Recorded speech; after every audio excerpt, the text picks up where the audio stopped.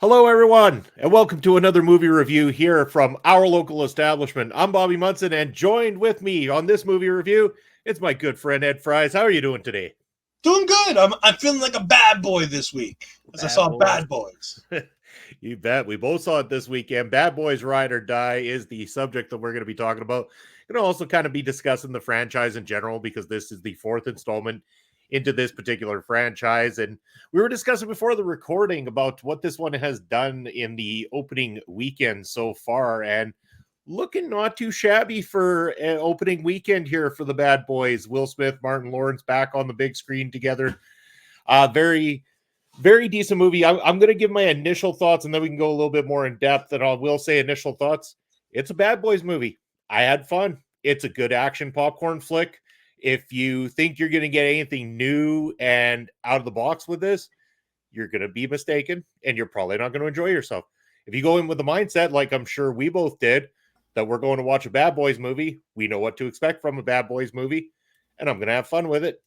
It's a great picture for that exact reason right there. What were your thoughts, Ed? I agree. I wholeheartedly agree with a lot of what you said. The one thing I will say is there's a lot more attempt at a story this time than just wanton destruction and chaos that most of the Bad Boys movies are. Like there is wanton destruction and everything else, but they tried something new, but still ended up doing the thing they always do, which is a Bad Boys movie. Which means once you see the first third of the movie, you can then predict the last third of the movie. Yeah. And you just don't know what's going to happen in the middle third of the movie.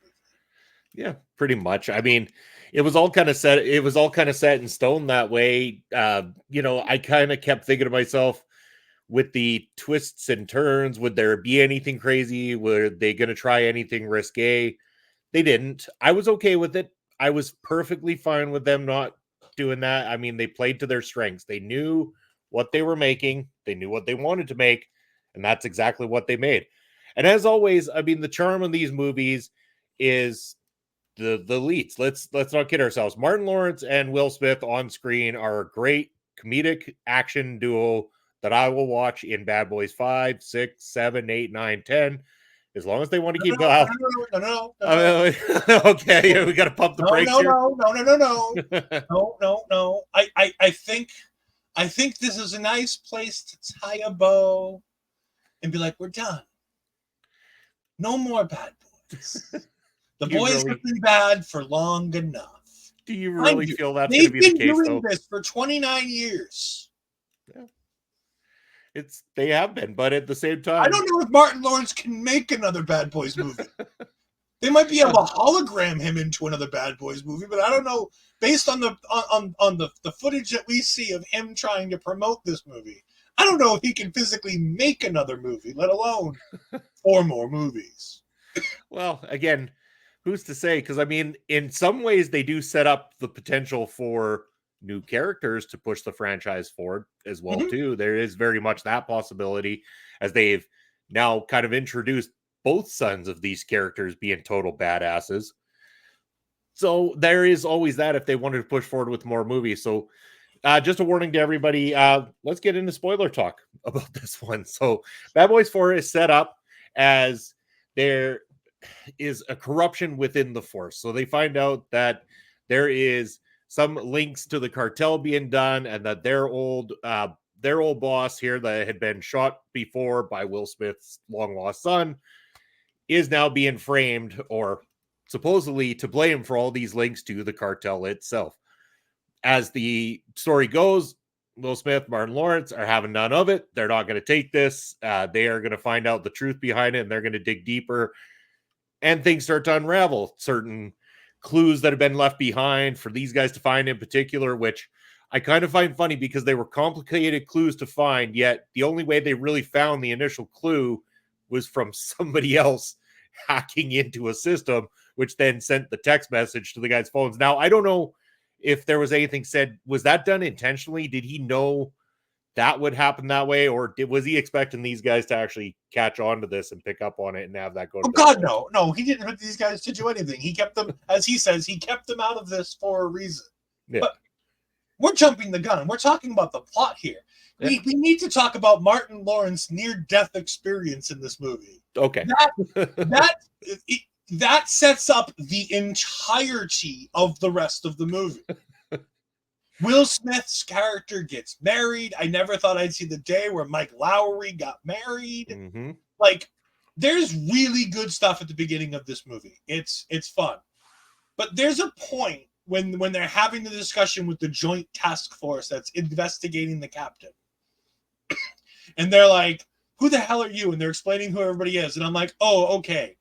I guarantee you at least one person at this table is dirty. And I had it down to 2 people, and I was right. It was one of 2 people. Yeah. And I had it right. And was your other guest the FBI agent? Oh, absolutely. The FBI, see? The guy who looked like a total dickbag who had no desire to do anything in this movie but just like be the asshole on screen. Yeah, no, I totally thought he was dirty. Yeah. Yeah, I was like, it's either him or the guy it ends up actually being. And so behold, it was the guy it ends up being. Especially after a while, like once you start watching a little bit further and you really don't even see the FBI guy involved very much anymore, I'm like, so yeah, we know who this is. But yeah, as you were saying, Martin Lawrence's character ends up in the hospital after a near-death experience, having a heart attack at Will Smith's wedding. This ends up going into a little bit of comical fun because he says he passed away and then he saw the light and came back to life. So he has this new profound way of living life throughout this entire film. He knows he can't die, and that probably makes for some of the best moments in this movie. I can't die. And when he does that scene where he starts moonwalking across the big interstate of traffic, Will Smith's trying to chase him down, just about getting hit by every car, and Martin Lawrence is just grooving right through every piece of traffic. Oh, brilliant. I laughed so hard, and it was so well done. Awesome. Or then the other thing I want to say is that it's so great to see the characters that we know and love coming back, with the exception of the one major one that I don't remember being replaced. But then again, it's been a while since I've watched Bad Boys 3, so I don't know if she was replaced in there beforehand or not. Yeah. But they have the new wife for Martin. Yeah, I couldn't have told you because I didn't get a chance to go back and watch them and double check into any of that to really I watched 1 and 2 again. Okay. I watched 1 and 2 again before I got there, but I didn't get a chance to watch 3. Yeah. But no, I absolutely, there was no chance that they were ever going to find the first clue after it got sent to them. Especially when they were like, he's texting us from the dead. And I was like, no, shut up, stupid.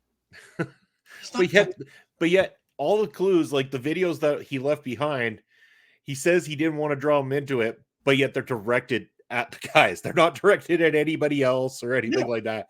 It's directed directly at his bad boys, and he needs them to be his bad boys to finish the job that he couldn't about finding who was the dirty people linked to the cartel and all this. Now, I'd say the main villain in this movie was quite interesting. I didn't mind him. I thought he played it perfectly. I like the scene where we first get introduced to him and he does the whole setup of unlocking the dude's phone and and the guy goes, well, you can't do a money transfer from a phone, and all he does is bring up the guy's wife, and he's like, hey, has she been introduced to her? And goes over to the guy's mistress, and right away the dude's just typing into the computer to transfer billions of dollars. Like, no, don't tell my wife, don't tell my wife. And then when he turns around with his whole plot and he's like, so this is what happened. Your girlfriend decides to shoot you. Your bodyguard gets involved. He gets shot. And I'm like, oh, and let me guess. And then she turns the gun on herself. And sure enough, that's what they show. As predictable as everything was, I liked it. I thought it was funny. The leads were good. Everybody did their job throughout. I think Martin Lawrence at many times steals the show with some of his scenes, even when he's supposed to not be eating sugars and stuff like that. And they got the scene at the nightclub where the fruit punch finally gets shot. First he gets the black jelly bean in the mouth that he spits out.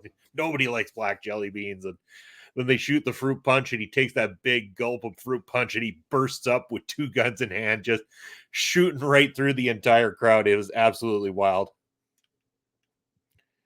Yeah, I thought it was great.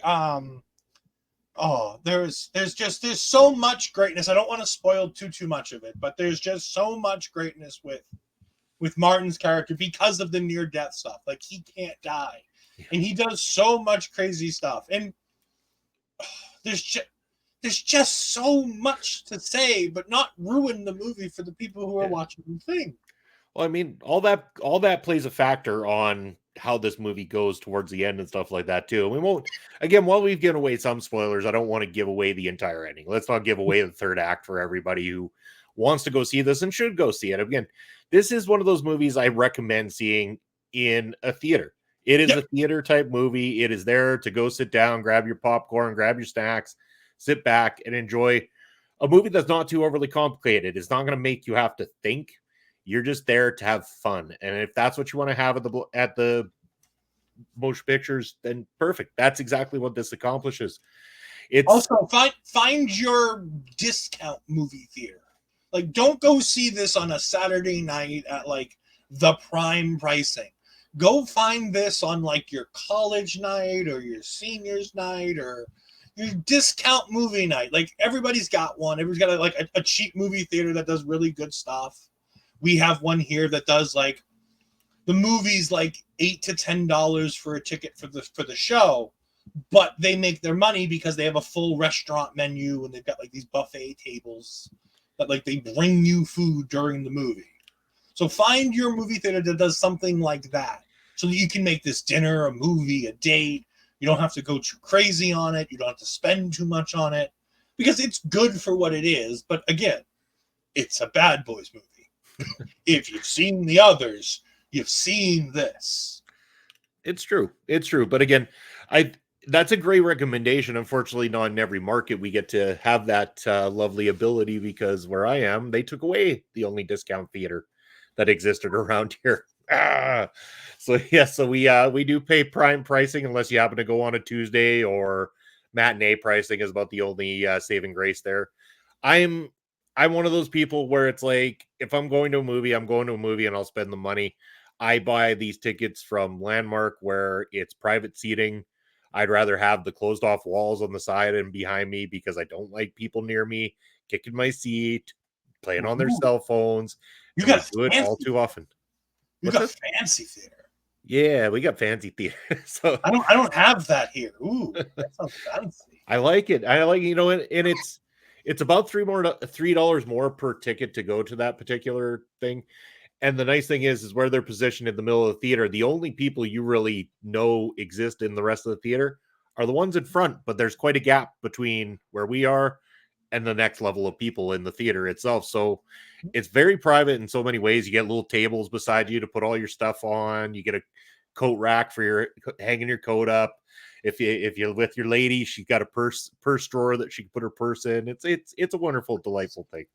But no, get my monocle here. Hold on, I got my monocle. Yeah, there you go. Dust it off.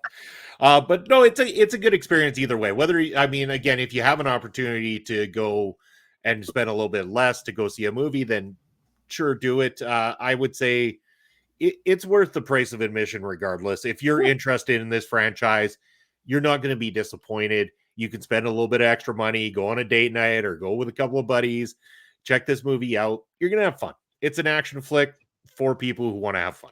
Plain and simple. Yeah. I like the internal issues between the groups of people. That was for me, that was the main crux of the plot that actually kind of worked.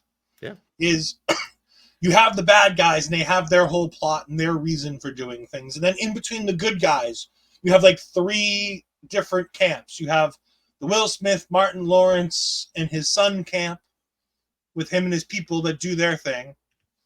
And then you've got the captain's daughter and her storyline going through this movie. Yeah. And then you've got the couple, the police captain now, I would assume the one who took over for the captain, the lady that Will Smith used to be with apparently, and her boyfriend, and you've got the guy running for the mayor. In those 3 camps, they each have their own individual like goals and storylines, but none of them feel like they're cut off or like jagged edges. They all feel like they have ups and downs throughout this movie, which are really good. Yep. Especially when the daughter gets that scene where she's chasing after people. A group of people, And you got a DJ Khaled appearance, which was kind of fun. Yeah. Yeah. And I like how they tied everything together. Like you said, it feels like three different things going on, but yeah, all those three different things play a factor. They all tie together nicely. It's wrapped up in a nice little bow. Like you said, this could be it for the franchise, and I don't think anybody would complain that this was it for the franchise. It'd be, you made 4 good Bad Boys movies. You could stop now. But you also could, again, like I said, they tease that idea. You've now been introduced to Will Smith's, long lost son. He's a total badass throughout this movie. We get to know just how crazy he can be. But then you get that glimpse of what Martin Lawrence's son is like when he, mentions that he's, served with, I think it was Marines or something like he's that. Now a Marine. Yep. He's Yeah. now a Marine, and he has that great scene Yeah. where he has to single-handedly defend the household. Oh, I loved that scene too, because they're watching on the ring cameras at the house or whatever. And like, that's my boy. That's my boy. I love that whole thing. Because I'm like, Because the whole movie, otherwise you see him playing video games. He's doing shit throughout the entire series. Like this kid, I think, started in the second one, if I remember correctly. I think he starts in the second one. Yeah. Yeah. And then this is the same kid who Will Smith tells him, I've been to jail once and I'm afraid to go back again. And he gets right up at him and like kisses him on the cheek. Like, he's such a good character in this movie too. And I agree. I wouldn't mind seeing more of some of these characters going on and doing something else. But at the same time, movies have to know when to stop. Again, we were talking before this about all of these, sequels and reboots and everything else going on. And it's like, sometimes you just need to know where to stop. And this is a nice place to stop. Yeah. Well, I was reading an article recently too, where someone brought up the ushering in of new characters to franchises and how it hasn't really been done very well. In fact, they've tried very, very hard to usher in new characters. And as much as some people have accepted them, it doesn't seem like, in terms of a box office draw, that the new characters have been accepted enough where they could lead another movie by themselves. So you can sit there and say, we'd like to see more from these characters, but I don't know that they're going to do 105 million worldwide opening weekend like Will Smith and Martin Lawrence, who created such a legacy for themselves at this point. Look at the MCU as a direct thing about that. Like, ever since we've had Endgame, Marvel has had an issue getting their movies off the ground. Okay. Well, actually, we'll say after No Way Home, because No Way Home was a special circumstance where we brought in nostalgia, and that's just not fair. That doesn't count. But ever since then, like, Shang-Chi did really well, but, like, the Marvels flopped. And, Thor 4 did poorly. And, there's so many ups and downs with the MCU right now. It's like, I'd hate to see that for Bad Boys, for them to go into Bad Boys 5 with, the other people on the team, the guy who doesn't know what he's doing and the girl who's, obviously the Mike Lowry of those two. Yeah. And that couple them with Will Smith's son, who's on the run during this movie, and Reggie, Martin Lawrence's son-in-law. Like, if you combine all of them into this like Bad Boys team, I have a bad feeling about how that movie goes. Yeah. Because the whole, like you said, the essence of Bad Boys is the Bad Boys. It is the connection between Martin Lawrence and Will Smith. Mm-hmm. It's the same thing, 20 years ago with Lethal Weapon. Lethal Weapon was never meant to do the things it did. It was a connection between Mel Gibson and Danny Glover. Mm-hmm. And they gave us a ton of characters who were great and fun. But if you didn't have Mel Gibson and Danny Glover, you didn't have a good Lethal Weapon movie. Yeah. It's just like, it's the same old story that every time they've tried to reboot a particular movie that was only good based on the charm of its leads, and you try to replace them with 2 other leads, doesn't matter how good those leads are. If they don't have that same chemistry on screen as what the original people did, it's hard to make a bad movie good without that kind of chemistry. And I'm not saying these are good, these are bad movies, but they're not like, if you took away Will Smith and Martin Lawrence out of this movie and had 2 completely different people in it, the premise of this movie, everyone would be like, you know what, I've seen it a million times. This is another Netflix streaming type storyline for the most part. It is because of the stars, and that's what molds it together properly. And just to counteract that point, to keep going on it, we reviewed earlier this year, you and a couple of our friends reviewed Ghostbusters Frozen Empire. Yeah. That's a case where the first one didn't do so great, so they brought in all the nostalgia to make the second one a better movie. Because they tried to reboot it with new people, and it didn't do so hot. So then it was bring them all back. Bring in Bill. Bring in Dan. Bring in, everybody. Everybody came back for Frozen Empire, that they could find. Yeah. Hell, they even had Egon there, and Egon's not even with us no more. Well, that was actually one that Egon didn't appear in, but he is mentioned about 1,000 times throughout still. Yeah. But yes, I mean, that's right. I mean, people are high on their nostalgia right now. That's what Hollywood keeps relying on for the most part.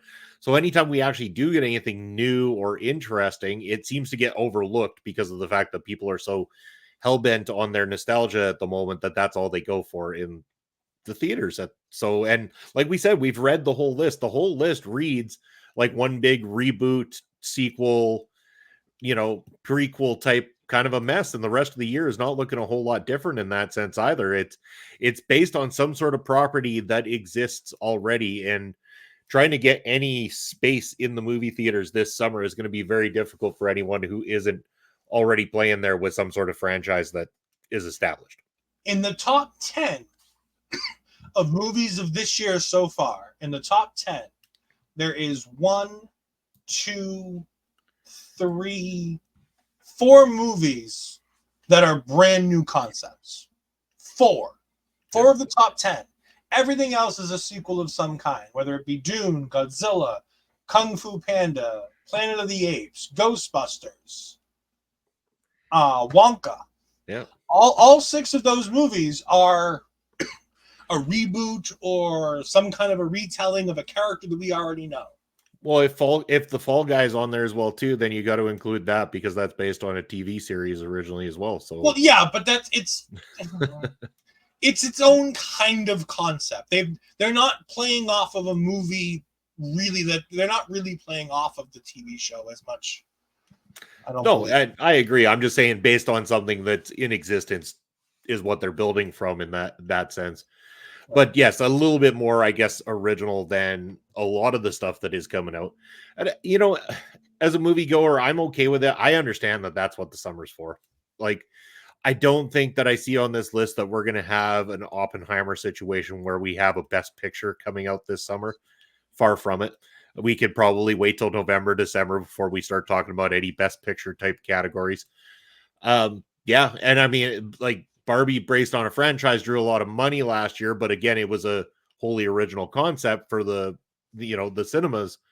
We just don't have that this year. Like, we got a lot of movies that are going to do extremely well. You and I were talking, like, Deadpool, Wolverine.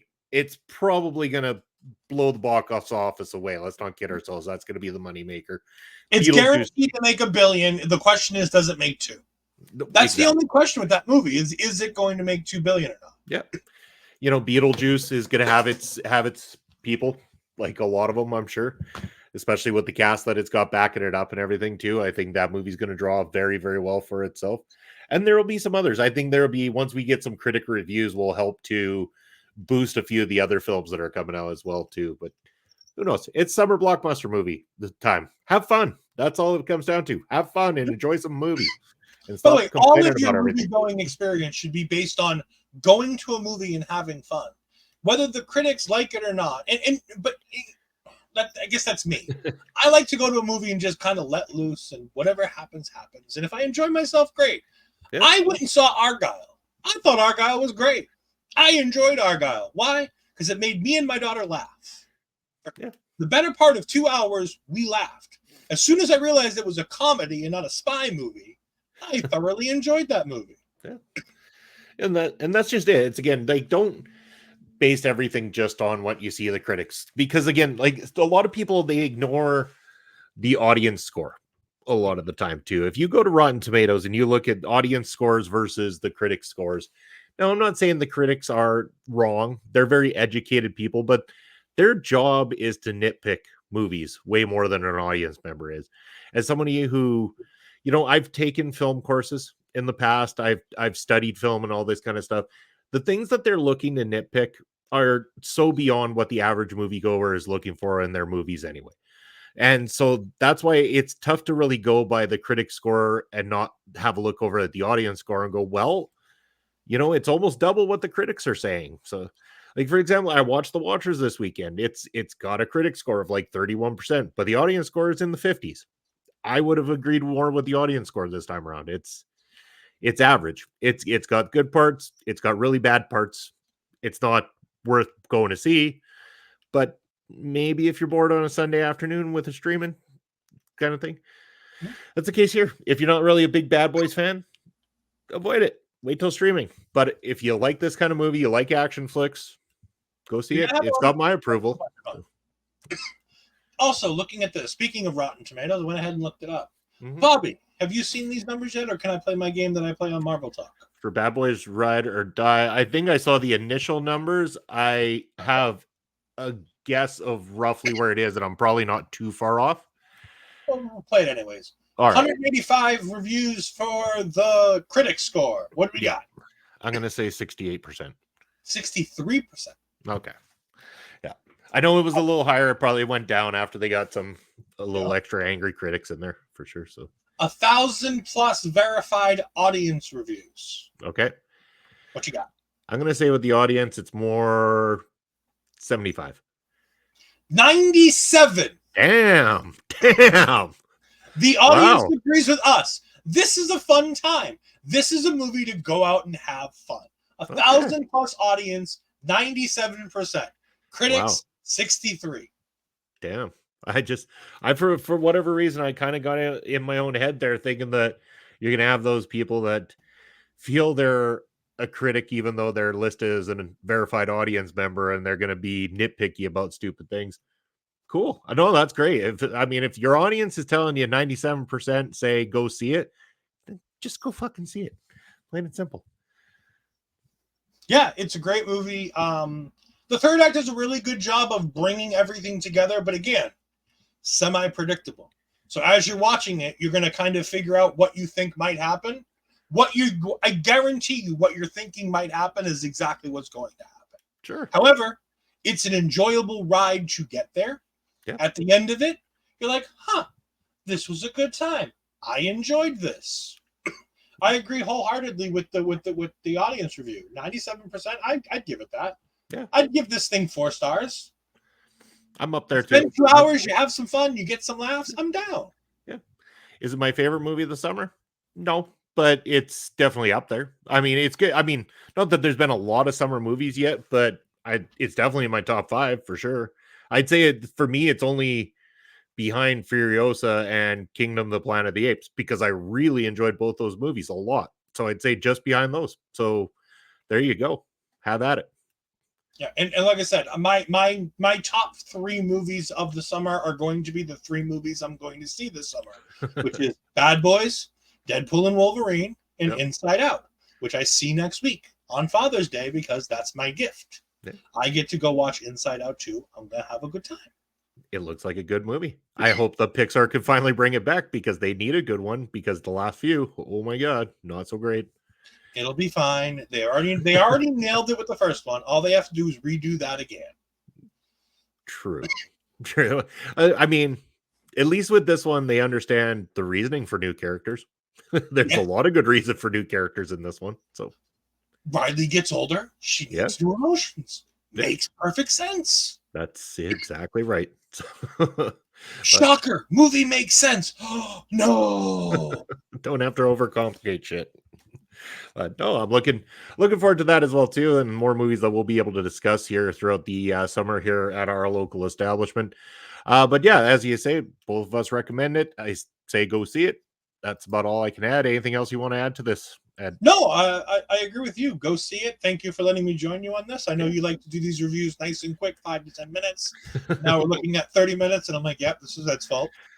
It's better when I can bounce off of other people, kind of thing. When I'm just giving my quick review, it's fine for the short form content, but when I can sit here and have a full discussion about something with somebody, I really enjoy that. But speaking of full One of the discussions, things I want to talk about before we get out of here is yeah. In the third act. I know we're not going to talk too much about specifics of the third act, but there's one thing I want to mention. I saw it before I went to the cinema, and having seen the final product, I really like it. The camera attached to Will Smith. Mm-hmm. Yep. That sequence is so uniquely interesting. I thoroughly enjoyed it. You'll know exactly what I'm talking about when you see the movie. But there's this incredible sequence with having the camera attached to him and the way it spins and flips and everything else and the way they cut. It almost looks like Kevin Dunn, but it's Kevin Dunn if it was done right. it's done right, as you say. But yeah, I believe that you shared a video of that production over on your social media, so people could check that out. But where is that social media that they can find Ed? Let people know where they can reach you. Ed Fries 12584. You can find me on Twitch at twitch.tv/Ed Fries. You can find me tomorrow night on Taking Over with Astrid as we go ahead and review all things coming out of NXT Battleground. Bit of a drop ball that show was, but it's all right. And then this Wednesday, more movie reviews with Ed as we're going to go back into the MCU with the MCU Rebound, where we're going to be joined, me, Andre C., and a special guest, Lauren Goodnight. We're going to be going ahead and talking all things Captain America 2 Civil War. It's Pride Month. We had to go ahead and just luckily it fell right into the right schedule. But we get to talk about the best bromance, the best bimance in all of the Marvel Cinematic Universe with Bucky, Captain America, and Falcon. It's going to be a good time. The three of us are going to have a ball talking about this. I can't wait. I'm sure it'll be a very bromantic episode of your show. As for myself, there's my credentials down below on the X. I'm Real Bobby Munson, Instagram and Threads, Video Bro SK, Twitch Video Bro _ Bobby Munson. What do I got coming up this Thursday? You can catch myself and Papa Smokes reviewing another SPW New Zealand show on Ring Respect Radio. You're going to be able to catch me again this weekend, Point of View on Sunday, as we are going Euro 2024, or the summer Euro 2024. I'll be joined by Mark Robson to talk all about the opening kickoff games from the first couple of days of the European tournament. And then, yeah, you bet. And there we go. And that's where you can find us, OLE Podcasts, where you are finding this video right now. It's OLE Podcasts on X, on Instagram and Threads, YouTube and Twitch. We're our local establishment. Facebook, our local establishment. TikTok, our local establishment. Because this is on YouTube, we want you to go ahead and click subscribe button down below, turn on the notifications, and give this a thumbs up. Remember, leaving us a comment. Myself and Ed check those comments all the time, and we will get back to you. We want to discuss more movies with you. Let us know what you want to see reviews of here on the channel. From myself, from Ed, thank you for tuning in, and we'll catch you at the